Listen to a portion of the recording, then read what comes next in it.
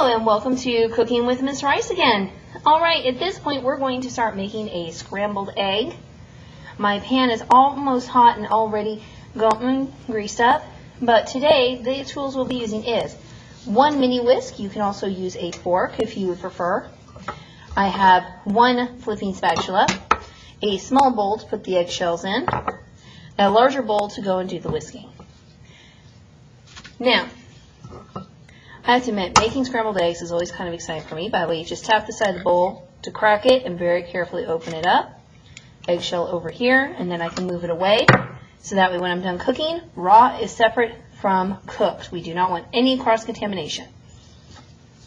I'm now going to take this, and I find if you gently break the yolk first, the beating process goes a lot faster. Now, I realize I'm going fast, so let me just go slowly. You notice I'm going in a circular motion. If you look at it, I'm kind of making a big circle. Even doing it slowly does it. But if you do it quick, you're more likely to get a nice consistent texture. So first of all, the protein from the egg white is mixing up with the egg yolk. The egg yolk contains a lot of fat and cholesterol, which doctors are always debating one way or the other if it's good for you. And as you beat it, you're combining them into a new chemical compound, which will then be solidified by cooking. The other thing that is happening is as I'm beating it, we're going fast. You all see those lovely little bubbles? That's about where we want it for scrambled eggs. A little bit of bubbles means that air has been trapped inside of this compound, and it's going to help make our eggs nice and light and fluffy. Now I'm going to tap this. I'm actually putting it way over to the side with the cracked egg shell from earlier. We'll now turn this over to the pan. Now, I keep my pan, whenever I'm cooking eggs like this, at 5, medium. The reason is, I really strongly feel if you do that, the egg will cook a little more evenly.